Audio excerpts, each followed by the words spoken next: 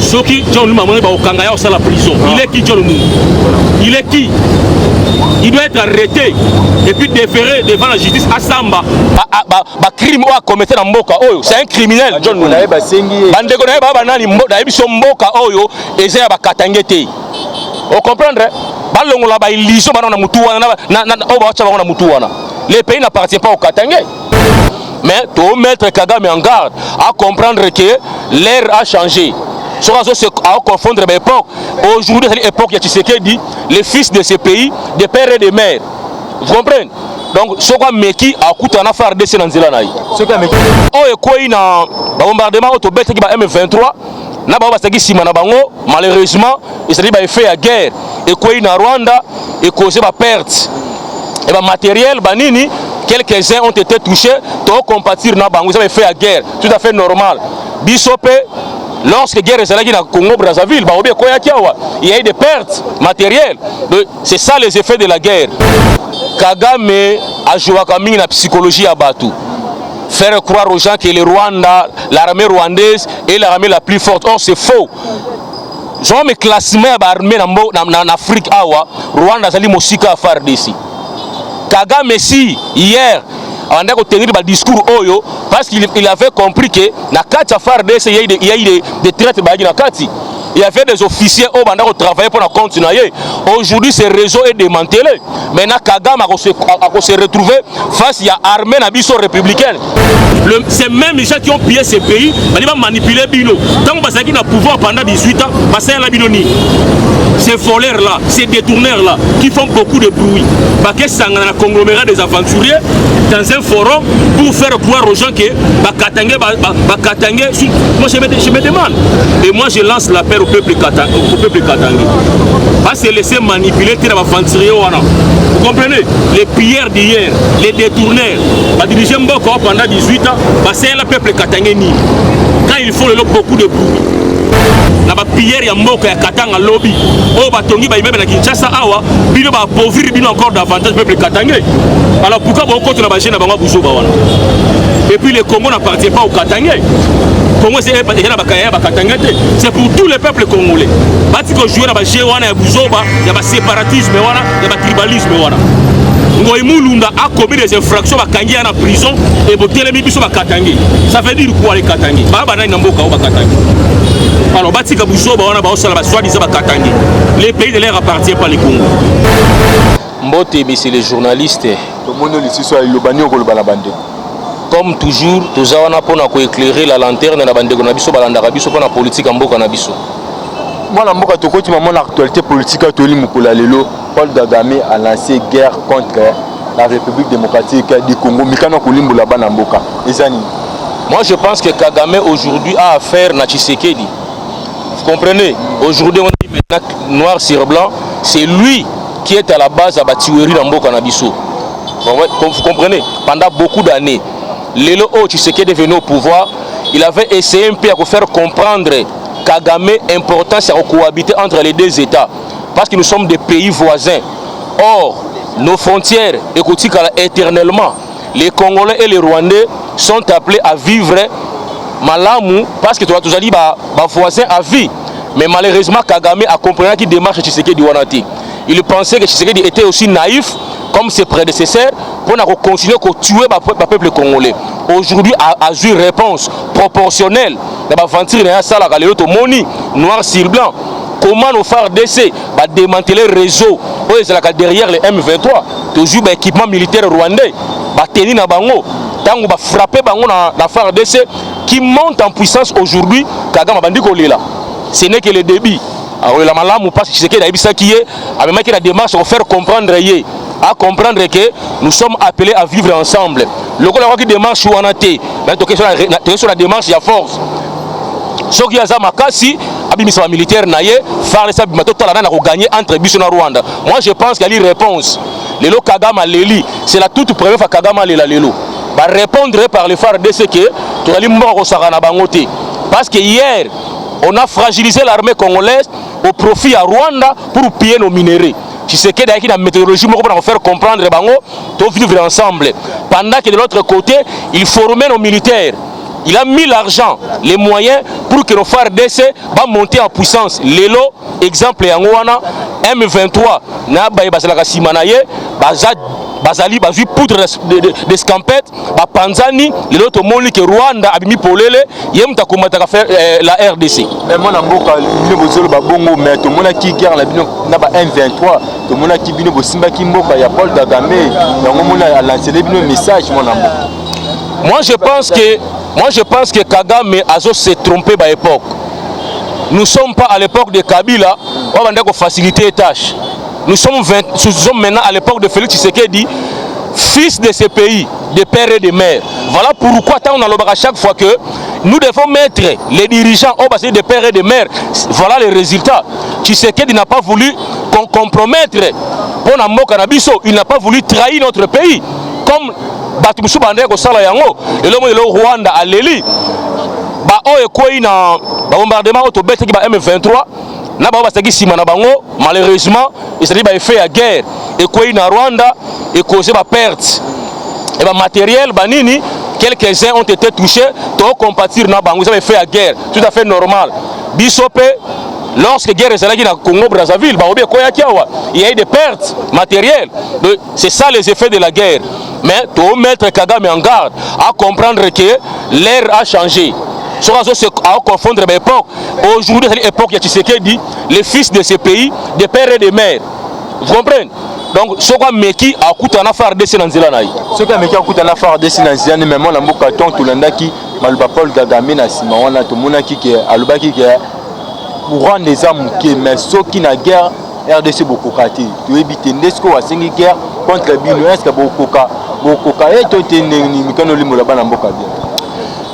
Kagame a joué comme la psychologie à Batu. Faire croire aux gens que le Rwanda, l'armée rwandaise est l'armée la plus forte. Or c'est faux. Genre mes classements armés en Afrique awa, Rwanda sali mosika à faire d'ici. Kagame si hier on a tenir le discours Oyo parce qu'il avait compris que na kati FARDC il y a des traites na kati. Il y avait des officiers au Banda qui travaillaient pour continuer. Aujourd'hui, ce réseau est démantelé. Maintenant, Kagame a se retrouvé face à l'armée républicaine qui sont les FARDC. Kagame ne représente rien chaque fois. Le Rwanda, c'est un petit pays auto-étouffé comme NF. On comprend? Rwanda a ma capacité, même sur le plan armé. Armée rwandaise c'est Bundawa. Nulle part, papa. Le Rwanda, Kagame a un message qu'on jouait dans la victimisation. Or, c'est lui qui est à la base de la tuerie dans l'Est Ambo Kanabiso. Le bimi polele. Tant que tu bêtis M23, nous avons derrière M23. On a vu les effets militaires rwandais à Kati, l'air tenue, leurs armements. Alors, toi, c'est la Kagame, mais s'il est fort, à déclarer guerre contre la RDC. Nous sommes prêts à lui répondre proportionnellement. Toi, c'est la à déclarer guerre. Ou s'il est fort, à attaquer Bisso. Toi, c'est la Kagame, s'il est fort aujourd'hui, à attaquer RDC. À moi, comment tu repoudriez Mboka, on a mouillé. Les gens ont commis dans Massina. Vous comprenez? Toi, c'est là aujourd'hui. Pas que mon amour, quand tu sais qu'il est petit, petit, l'émission, la musique, tout le monde va Katangé, va comme bosser, va continuer de libérer, va éviter. Il faut que tu aies un livre, tout le monde va balancer son message, va dire que ça va éviter. Pourquoi va dire que permettez-moi de parler un peu à nos frères Katangé, qui du reste, ça va toujours traître pour ce pays. Je ne mâche pas mes mots. Vous comprenez que les Katangé, quand ils étaient Congo, ils allaient à Bango, Katangé. Les Congo ne leur appartiennent pas. Va faire très attention à votre discours, votre discours séparatiste. Vous comprenez? Donc si un individu commet des infractions dans ce pays, on doit les libérer parce qu'il est Katangé. Ils sont qui des Katangé dans ce pays? Et vous remarquerez toujours les Katangé qui acceptent les étrangers comme des Katangé dans Mboka na Bango. Va faire très attention. Mboka oh ils ont appartenu à Katangé. Vous comprenez? Tous ces pays qui ont tué ces pays, qui ont détruit ces pays, ils se rallient biso ba Katangé. Et puis les pauvres Katangé, pendant leur règne pendant 18 ans, basena ba Katangé. Tous ces voleurs là, oh bah que sangana lobi na forma ba il y a ba destructeur en Mboka oh. Bah c'est le peuple Katangé ni. Et moi je lance l'appel au peuple Katangé. Balanda minorité ba piller ya Mboka wanati. C'est même les gens qui ont pillé ces pays, ils vont manipuler Bino. Tant que Bazaki n'a pouvoir pendant 18 ans, c'est la Binoni. Ces voleurs là, ces détourneurs là, qui font beaucoup de bruit. Parce que ça a un conglomérat des aventuriers dans un forum pour faire croire aux gens que Bakatangé, moi je me demande. Et moi je lance l'appel au peuple katangé. Pas se laisser manipuler les aventuriers. Vous comprenez? Les pilleurs d'hier, les détourneurs, les dirigeants pendant 18 ans, c'est le peuple katangé. Quand il faut beaucoup de bruit. Hein? Va faire très attention. Il va Katangé va se laisser manipuler. Pourquoi toujours ces étrangers qui veulent les manipuler? Pourquoi toujours ça, les Katangé? Hein? Tout le monde a bango en 2018 entre bango basakisé, mususu abengi muninga rwandais, ou abengi muninga tanzanien, ou abengi muninga israélien. Les gens comme Katangé les loups. Alors, peuple katangé, vous devez faire très attention. On se laisser manipuler par les destructeurs. Il y a Katanga wana. Va diriger Katanga wana pendant 9 ans comme gouverneur. Ça la vie de l'autre côté. Et les lots, on peut savoir que chasse pas la souris à Katanga. Alors, on se contre la démarche wana te. Il y a des sanguinaires, il y a lobby. Il y a des pilleurs, il y a Moko, il y a Katanga lobby. Oh, batongi ba imebe na Kinshasa awa. Bino ba appauvrir bino encore davantage peuple katangé. Alors pourquoi on contre la chaîne à Bango Bouzo Bawana? Et puis le Congo n'appartient pas au Katangé. Congo c'est pour tous les peuples congolais. Parce que jouer dans la chaîne, il y a Bouzoba, il y a séparatisme, il y a tribalisme. Ngoïmoulunda a commis des infractions à Kangi en prison et pour télémi biso Katangé. Ça veut dire quoi les Katangé? Baba na Namboka au Katangé. Alors Batika Bouzoba on a ba osala ba soi-disant Katangé. Les pays de l'air appartiennent pas les Congo. C'est John Lumba mona na ye ko musinga na ye. Soki John Lumba mona ba okanga ya osala prison. Il est qui John Lumba?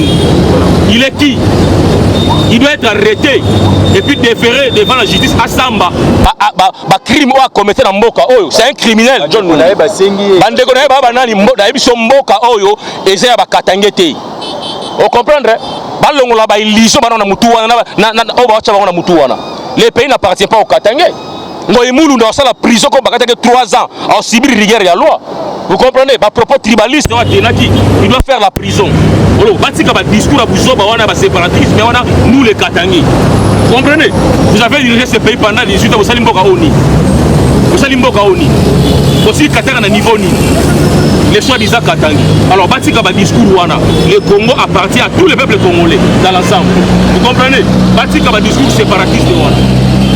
Donc moi na réunion la bango mona mboka bité petit na réunion ba ministre bazaki na kati.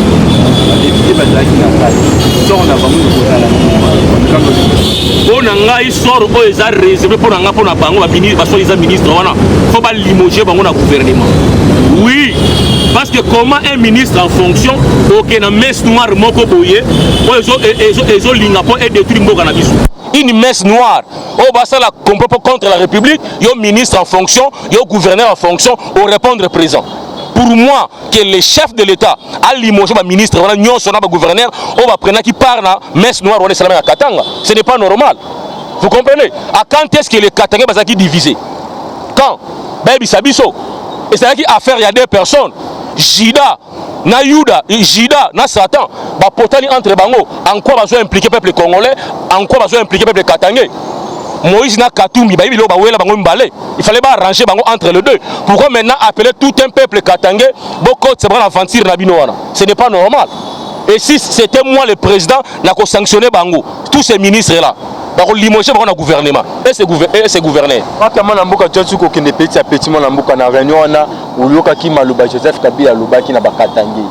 Aluba ki ba mise en charge. Tu éviter pourquoi lobi na bango bongo. Mais quand on kolimbo là-bas na mboka. Mais je me demande, il était président de la République ya mboka Oyo. Il est soi-disant Katangé. Pendant son règne 18 ans, ni na sala ki pour ba Katangé wana ozolinga ko salelo. Voilà la naïveté à peuple katangé. Voilà la naïveté. Moutou a dirigé Bilo pendant 18 ans. Soit-disant, il est katangé. Votre frère, il a détruit les Katanga. Aujourd'hui, il a Bilo parce qu'il est mis en dehors de l'institution. Il a se prendre en charge. Quelle charge pour se prendre? Comment les sous la leadership de Tshisekedi, comment Katanga va se transformer? Tout le monde Tshisekedi n'est pas katangé. Il est kassayen.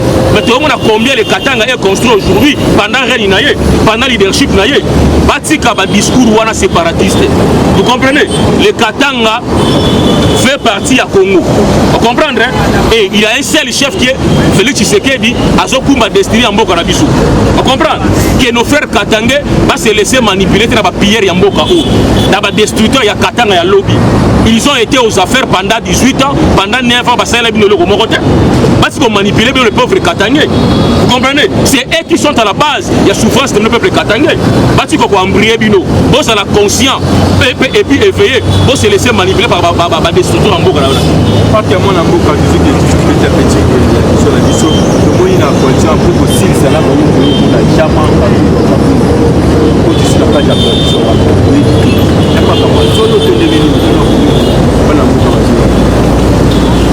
permettez-moi de vous répondre d'entrée de jeu. Jean-Marc Kabound ne représente rien. Il ne représente rien. S'il était Jean-Marc Kabound, c'est parce que l'IDPS qu'il a façonné. Aujourd'hui, à couvrir ma propre celle qui il est, Jean-Marc Kabound. Moi je pense que Bayo Sangana, Bazu Bango Nyoso, conglomérat de tous ces aventuriers, parce qu'il y a Katanga, Jean-Marc Kabound, Babaxi Fayoulou, va représenter l'autre côté. Ils seront tous bâtis en 2023. Là je vous rassure. Qui est Jean-Marc Kabound? S'il était tout puissant, c'est grâce à Bissoma combattant. De façon qui est, c'est grâce à l'IDPS. Même si ça n'a pas ennemi à Congo, ils seront tous passés en 2023. Mais je vous rassure, c'est là. Ils ne représentent rien. Kabound, Katumbi, Joseph Kabila, Fayoulou, devant Félix, ils vont essuyer la poussière. Ils seront passés en 2023. Et je vous rassure.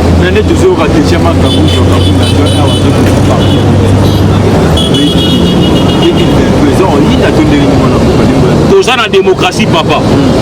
Tous en multipartisme. Il est libre à la partie naïe. Comme on appelle la partie naïe. Jamais à la partie naïe. À la partie naïe, tant qu'il y a une élection en 2023. Mais dire que Jean-Marc Kabound, je vous dis, il ne représente rien sur la scène politique congolaise. C'est l'IDPS qui l'avait façonné. Vous comprenez? Aujourd'hui, Total, s'il est réellement Jean-Marc Kabound, laissez-moi vous dire, messieurs, histoire d'âme, il y a IDPS. Oui, il y a IDPS. Baliaou. Vous comprenez? Bambouakem. Oloka, Batouana. Il y a IDPS. Les hommes forts, je vous dis, en son temps. Mais l'IDPS a toujours existé. Vous comprenez? Parce que Jean-Marc Kabound n'a pas une histoire dans l'IDPS. N'a pas une histoire dans l'IDPS. Akuta IDPS et Salama déjà, ils ont IDPS. IDPS n'est façonné Kabound. Vous comprenez? Je vous dis, il ne représente rien. Même si accueilli, je vous dis, les grandes personnalités qui sont dans l'IDPS, on a entendu Kombo Awa, Bangalula Panangila, Bakenda, Bamakanda Mpinga, Bakenda, IDPS existe toujours. Vous comprenez? Combat IDPS est sacré. Moutounio Soa trahira IDPS, sort Naeboebi. Et moi je pense que de me parler de Jean-Marc Kabound, une goutte de l'océan. Selon yo. On comprend. Mais moi je pense IDPS et Zali, il y a un secrétaire général Kabou Yazali Wana, il y a CDP, il y a Jacquemain, au bazo conduire destiné à IDPS. IDPS c'est la base. IDPS c'est Rabaka Drete. Na IDPS c'est une pyramide renversée. C'est la base qui décide. Ce n'est pas le leader. Tu peux partir aujourd'hui, Bazouingaï va comme Singaï, président IDPS, base de Rotomoulangaï. N'est de Tomola Jean-Marc Kabound, n'est de Kiti Sepelelo. Oui, aujourd'hui il est nulle part. Bissom to commissaire qui est Jean-Marc Kabound le tout puissant. Le Lomoni sort naïe. C'est l'IDPS ne façon de leader. On comprend? Le leader n'est pas ça la IDPS cité. On comprend? Donc pour moi, Jean-Marc Kabound appartient au passé. Nous avons de autorité va diriger le parti Nabiso, à l'occurrence CG Kabouya, toi na Jacquemain Chabani, papa Wankwenda, ba okumba parti Nabiso zali malamu mingi, ba base ali toujours présente et ça chaque dimanche so pays, ba c'est la IDPS yo fonctionner. Et ça Kabound na kena IDPS. Donc il ne représente rien. Donc détrompez-vous, Kabound a le côté. Soki Kabila qu'on prétend à cela qui tout puissant. IDPS est roulé dans la farine. IDPS est détruit PPRD. Bongo Kabound qui ne représente rien. La machine IDPS est détruit PPRD. Et détruit FCC. Bongo Kabound. Papa, tout ce que va vendre comme mon cher ami. Je vous dis Kabunda ne représente rien à la politique congolaise. Vous comprenez? À ça la partie naïe, fallu passer la partie naïe décidé. Il y a 120 membres. Il y a pas ça là, a rejoint 300 membres naïe, c'est fini. 300. Oui. Non non non Kabunda sim. Avec quelle vision pour Mboka ou? Avec quelle vision? Sur le IDPS et à lui parti les mieux implantés, c'est par rapport à sa vision. Peuple zaïrois à l'époque, ça donne une vision à IDPS. Oui, c'est qui incarné par le sphinx de l'immédiat. Le lobby Sangaï, avec quelle vision Barolanda Kabund? Avec quelle vision Banda Katumbi? Vision à Bali. Tout ce que va mentir, papa. Président, est-ce que la coalition Nézoban Saoté, Joseph Kabila, Moïse Katumbi, Jean-Marc Kabund, est-ce que la coalition Nézoban Sabine était mon amboka ou vous avez le mingi? Je crois que autrefois, Baoko Sangana, Kabila, Katumbi, Fayulu, Kabund, Bango Nyonso wana devant l'IDPS, machine l'IDPS, Bango la broyer. Bango Nyonso wana ban ancrage ndeti ya IDPS ité. Bango tout wana ban ancrage té. Loko la IDPS, loko la Félix Tshisekedi. On comprend. Toyebi, na yebisa ki autrefois les dessous du carte, il y a messe noire wana ya Katanga. Na yebisa ki ba européen, Bango sala par tous les moyens pour réunir toutes ces personnalités tangi awa pour combattre Félix. Na yebisa ki déjà en avance. Politique, mais tous ces gens-là, tous ces voleurs d'hier, tous ces pilleurs basangani lelo devant Fachi, bah ont essuyé poussière en 2023. Parce que bah un ancrage politique était, bah on y a souvent basangani. Tu peux pas passer le pouvoir, peut pas si mal bango, basango, tout le monde peut basango, peut pas comment piller bango moi lambo. La bande lui correctifier encore ce que je vous avais dit autrefois. Sango après ça qui dépasse le pouvoir à Tamoukourou côté. Aucun jour à Mbongo a décrété ville mort sur Mboka Oyo. Aucun jour à Mbongo a décrété marche dans Mboka Oyo. Ou une ville morte à Tamoukourou côté. Vous comprenez? Ce n'est que l'IDPS. C'est pour vous dire que l'église catholique n'a qu'à profiter de l'ancrage de l'IDPS. Lelo o basali marche basaki derrière Fayulu babimi combien na Seni kuna basali combien na Seni na marche contre installation à Kadima basali combien moins de 50 personnes. C'est pour vous dire que Nzela ezali IDPS bana mutu bamisana balabala awate bachaki makelele pour mobiliser le peuple congolais va faire face à Kadima na bureau Kadima. Où en sommes nous lelo?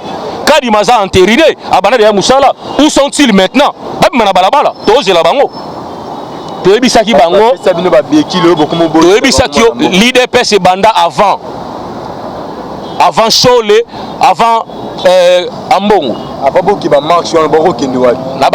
na bandeli koyebisa yo candidat église catholique en 2020 en 2018 zaki Fayulu. On comprend? Candidat église catholique en 2018 zaki Fayulu. Mais ba échouaki na candidat na bango. Peuple aponaki candidat na yo zaki Félix Tshisekedi. Voilà la vérité. Voilà pourquoi l'église catholique, na 4 églises catholiques, ba combattant ba na 4. Holandi, ba combattant ba na 4 églises catholiques. Voilà pourquoi ba combattant wana ne to sala ki to bima na balabala, so église catholique bengi marche. Lelo ba benga ki marche, ba bimi combien na balabala. Nzela c'est l'IDPS. Église ebi nzela te. Ebi côté ya Ilobanzambi, ba ebi nzela te. Vous comprenez? Ba marche c'est l'IDPS. Ba ville morte c'est l'IDPS. Yebi sangai. Toi, tu sais terrain et l'autre. Où est l'opposition aujourd'hui? Fayulu qui se réclame, enfin, Mwana Tshisekedi a décrété ville morte sur les soins à opposants. Katumbi a décrété ville morte sur les soins à opposants. Tu es dit ok, c'est l'IDPS. Tu es dit que tu as une opposition, tu as un pouvoir. Parce que tu es là, Banti Valère Nyonso, même au Banagata pouvoir. Holandi, opposition à Mboka Oyo Kufa. Etienne a prophétisé dans son temps. Alors lorsqu'il est passé dans le pouvoir, opposition aux alatés. Il est là, profession sans accomplir. Il n'y a pas d'opposition, papa. Il n'y a pas d'opposition. Il n'y a que le théâtre. On va les grands médias, on va faire makelele. Opposition, ça la télévision, na balabala, opposition salamaka. Bab mi s'appelle na balabala, ton opposant. Bazawap. On comprend? Basangana tous ces voleurs d'hier, tous ces pilleurs d'hier contre Félix 2023, ils seront bâtis. Peuple congolais, peuple, autrefois, Congo, ils ont au moins 90 millions d'habitants. Ceux qui 50 personnes, moyennant 10 000 francs, va réclamer Moutoumoro Boye pour le battre que peuple congolais. Vous comprenez? Ton dimanche na peuple, c'est la mission marche. Toi, on a plus de 15 millions à Kinshasa. Bimisa ne fils que 1 million à Balabala. Ton dimanche, on a peuple. De quel peuple parles-tu, monsieur? Peuple, c'est l'IDPS. Tu démontres yango. Bango peut pas démontrer peuple maintenant. Et à toi, 800 personnes, bonjour, 10 000 francs, tu lingi Kabila Zonga, tu lingi Katumbi. Katumbi n'a dit que autrefois, Azam Alam pour la FECOFA, président fédération, pour le football, la mission Kendeli Bosso. Vous comprenez? Ou on a joué Katumbi. Fayoulou, tu joué pour gérer le mission Grand Hôtel, parce qu'à maîtriser avec gérer Faden House. Pour la politique, laissez à Félix Tshisekedi. Vous comprenez? Quand vous Félix soit la politique, dans le bango, Fayoulou, Asaki dans le bango, et les autres, dans le bango. Alors, politique, c'est que la IDPS dans Félix Tshisekedi. Jean-Marc Maboussa, moi politique, moi non. Na uto ebisa Jean-Marc Kabunda qui fruit à IDPS. L'IDPS n'est façonné. Ce n'est pas le contraire. Le rôle de la maison s'est détaché. Là, ça va être ressourcé. Total maintenant a volé de ses propres ailes. Soit au Jean-Marc Kabunda, oh yo yebi. Taliban la présidence, posons à beauté sur retiré signature. Tes alliés étaient. Na uto ebisa que l'IDPS a la pyramide renversée. Peuple congolais, les combattants en particulier, Toyaka Awa, Toyebisi Bango, comme Bango de Bandako Kumba parti, Bayebisa président a retiré signature naïe. Peuple congolais. Mais combattant peuple congolais, na lobby nayo, combattant IDPS a peuple. Vous comprenez? De quel droit ces messieurs Tangelanga peut se permettre, il y a Koyebisa président naïe a retiré signature? De quel droit? Na auto ebiso awa IDPS ya pyramide renversée. Toyaki awa ba millions ba combattants et puis toyebisi bango boyebisa président a retiré signature naie. Parce que IDPS c'est une pyramide renversée na auto ebiso awa. C'est la base qui décide. Mais parce qu'il était secrétaire général à IDPS, c'est tout à fait normal. Il portait seulement nos voix. Il a porté notre voix pour dire au président de retirer sa signature. C'était ça la vérité, papa. Ce n'est pas où t'es pas naie, il est qui? C'est le côté. Ok, mon amour, relation entre Ouganda et RDC. Relation entre Ouganda et RDC, Ali Malamu Mingi. D'ailleurs, au Monaki Awa, nos armées, il me un peu que ça pour bouter ADF on a dehors. Donc, la relation avec Malamu, parce que le président Museveni a compris la vision de Tshisekedi. À faire voir rien. Ça ne sert à rien qu'emprunter voir la guerre. Parce que Moutouma a gagné à Zalité. Alors, soit on a besoin de la richesse à Congo, il y a qu'à la grande porte, on négocie, comme ça, au Zuyango, dans la normal. Et je crois que le message a été bien capté par Ouganda. Malheureusement, les Rwandais, Kagame, n'avaient pas compris le message. Ils pensaient que le Congo d'hier et le Congo à l'élo, ils étaient fragilisés par nos ennemis. Maintenant, à Koutani, réellement, le Congo, ils sont maintenant debout. Les géants Congo est debout. Dans le leadership à Félix Tshisekedi, il y a un Rwanda comme il a l'élo. Kagame avait compris la leçon. Donc voilà, maintenant, la relation avec Ouganda est malamu. Sauf que les Rwandais ne comprennent pas jusqu'aujourd'hui. Mais bien, au Bandarabien. Tu Bandarabien comment? Naebisio Awa, notre armée est infiltrée à tous les niveaux. Basala Kiango a dessein pour piller nos minéraux. Aujourd'hui, Tshisekedi a compris le jeu. Il a commencé par démanteler tous ces réseaux. Vous comprenez? Il y a des ennemis à Congo, des officiers militaires. Il y a une mission passée, il y a 9, il y a 5, donc 14 déjà. C'est-à-dire les réseaux, il y a démantelé. Tous les traîtres en Boka, ils sont armés, ils vont déférer devant la justice, ils vont sanctionner. Comment la Boka, tout le monde qui met la IDPS, c'est Zanina, la Sanisiba. Bon, Lélo Kimi on est allé peut-être dans la sagesse, il y a CG. Il a compris qu'il fallait mettre tout le monde autour d'une même table pour nous paix, pour nous peine que le parti a évolué. Il y a un moment Lélo, président CDP, président CEP, la CG, va se mettre autour d'une même table pour chercher les solutions pour la partie Nabiso. Il y a un moment Akalmi Wana et Koti, na niveau à partie Nabiso. Il a joué de la sagesse pour remettre tout le monde d'accord pour que les partis puissent vivre et que les malades. Donc voilà un peu ce que je peux dire. La vitamine colère, tout comme la souke émission la biso, malobano la souke zani pe numéro de téléphone, tout le tout noté, pour moi je dirais, je lance l'appel maintenant à notre CG de comprendre les enjeux politiques de l'ère maintenant. Parce que nos ennemis, ennemi na biso ezali ba o basangani te o basangani ba marionnette ennemi na biso sont des européens o balinga Congo te basali maintenant bloc ya ba mafia nyonso ya ba destructeur en mboka na biso basa la face contre Félix. Alors nous disons au CG de mobiliser aussi la base na minute oyo tous à la prête maintenant pour faire face na batouana ba détruire mboka na biso. Du reste, tout ce peuple congolais, basa la confiance dans le chef de l'État parce qu'il a la volonté à rediriger Mboka au Malamu, peuple congolais à retrouver sourire naïe. Les autres mona ba action chef a mené pour la faveur du peuple. D'ici là déjà, bazo lancé déjà soins médicaux gratuits. Vous comprenez? Et bandaki d'enseignement, calamité, couverture, il y a santé, calamité chef a lancé yango, peuple congolais s'est retrouvé avant de soins moko malamu pour na bonheur naïe. De l'autre côté, aux hommes, les fonctionnaires nabiso salaire est mati. Donc, bon comprendre que non, Mboka nabiso lelo, et ça entre les bonnes mains.